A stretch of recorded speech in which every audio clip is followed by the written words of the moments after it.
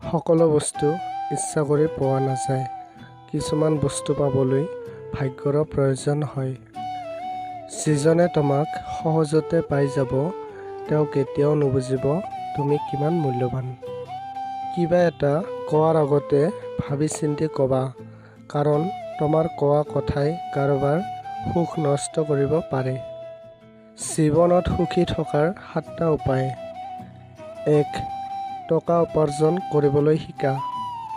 2. মায়া ত্যাগ কৰা। 3. অতিৰিক্ত আশা বন্ধ কৰা। 4. চিন্তা কৰিব এৰি দিয়া, হাঁহি ধেমালিত থকা। 5. নিজকে সময় দিয়া। 6. যিয়েই নহওক কিয় নিজকে ক'ব শিকা, একো হোৱা নাই, সকলো ঠিক হৈ যাব। আৰু 7. মিছা ভালপোৱাৰ পিছত পাগল নহ'বা। যিজন ব্যক্তিৰ ধৈৰ্য আছে, তেওঁ সফলতাৰ পৰা কেতিয়াও বঞ্চিত নহয়।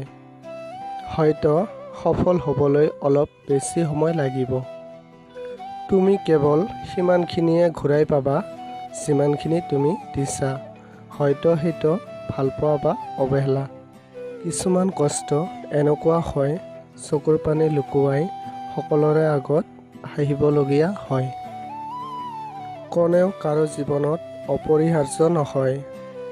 এই সহজ কথাটো তুমি যিমান দিন পৰ্যন্ত বুজি নোপোৱা, সিমান দিন পৰ্যন্ত তুমি ভালদৰে থাকিব নোৱাৰা।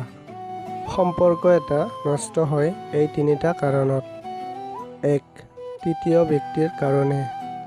2. অতিৰিক্ত খঙৰ কাৰণে। আৰু 3.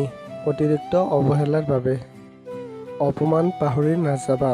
উত্তৰ দিয়াৰ বাবে তৈয়াৰী কৰা, কিন্তু সেইটো সফলতাৰ পিছত। জীৱনত প্ৰয়োজনৰ মাজত সীমাবদ্ধ ৰাখা, আশাৰ মাজত নহয়। কাৰণ প্ৰয়োজন ফকীৰৰো পূৰ্ণ হয়, কিন্তু আশা বাদশ্বাহৰো পূৰ্ণ নহয়।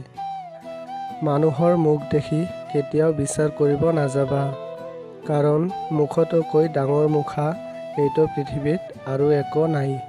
মানুহে যিমানে দামী পোচাক নিপিন্ধক কিয়, যিমানে মেকআপ নকৰক কিয়, মানুহৰ প্ৰকৃত সৌন্দৰ্য লুকাই থাকে চৰিত্ৰ আৰু তেওঁৰ ব্যৱহাৰত।